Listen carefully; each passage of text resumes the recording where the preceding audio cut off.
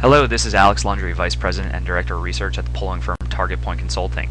Today I'll be guiding us through an interactive infographic I've created using a Google chart gadget and based on data provided by the Tax Foundation, who can be found online at taxfoundation.org.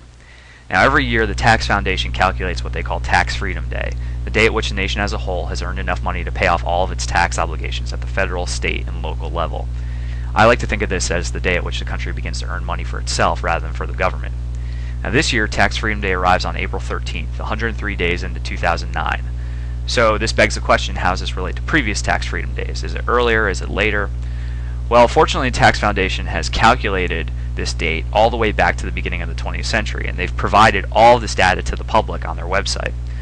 So what I've done here is taken the data they've provided, enhanced it with other related meaningful data, and put it into the interactive infographic that we're now looking at. Now, in all, we've added 17 variables, 17 different data points to this chart.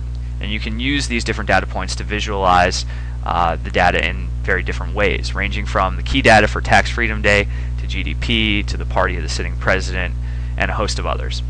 Now, the graphic elements you have control over are the X and Y axes,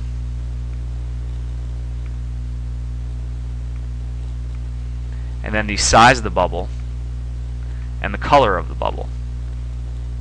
And as we're seeing it now, the horizontal x-axis is time, beginning in 1901 and running up to current day. The vertical y-axis is the number of days Americans will spend working to pay their taxes, telling us precisely how far into the year Tax Freedom Day arrives.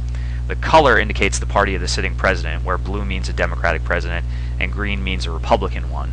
Unfortunately, Google does not allow you to change the colors in the chart, so we can't see the familiar red-blue dynamic.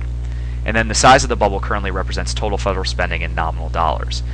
And so there are some real obvious things here. First, Tax Freedom Day has steadily become later and later over the last 100 years. What began in 1901 and only January 21st has since crept nearly 3 months later to April 13th. And then there have been a number of sizable jumps along the way. First, World War I more than doubled the nation's tax burden. Then 1933, you have FDR, New Deal programs, and then ultimately World War II pushing the date back. And then after 1964, Vietnam, LBJ's Great Society pushed Tax Freedom Day back even further. And then finally what we'll see is in 1993, a new higher tax bracket was added. And that pushed Tax Freedom Day back to its latest point ever in 2000. Now after that, George W. Bush was elected, and his tax cut and recession combined to bring Tax Freedom Day earlier. And then continued Bush tax cuts brought it even earlier to April 16th, which is the second earliest Tax Freedom Day since the Johnson administration. Now as for 2009, in the modern political era, this is the earliest Tax Freedom Day since 1967.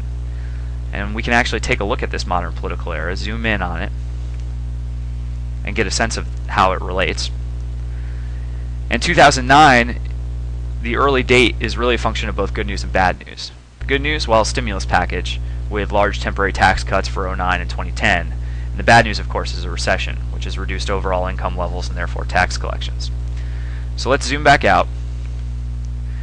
And now that we've covered the history of Tax Freedom Day, let's focus on some of the other variables we have at our disposal. Now first, the size of the bubble right now is slightly disingenuous. We're using nominal dollars and they aren't adjusted for inflation. So let's scale federal spending to fiscal year 2000 dollars. And now we can better see the growth in the size of government that corresponds to later arrivals of Tax Freedom Day. Again, World War I, New Deal, World War II, and then a more permanently high spending level beginning with the onset of the Cold War. And now let's return back to 1901.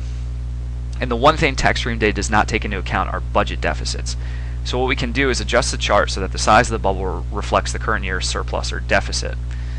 And here again we have a choice between nominal or real dollars.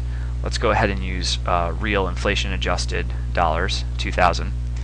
And then finally, since the size of the bubble is actually an absolute value here, we'll also have to change the color to tell us whether the federal government ran a surplus or deficit in that year.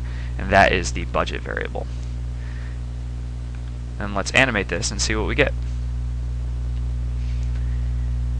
If you included the deficit in the calculation of Tax Freedom Day, it would be pushed back this year from April 13th to May 29th, the latest date ever for the Tax Foundation's deficit inclusive measure, which is really unsurprising given the magnitude of the difference between the bubble for 2009 and all those that preceded. Now, there's a lot more we can do with this chart, and we're going to do it. This is only an introduction to its capabilities and some of the fascinating things you can take away from it.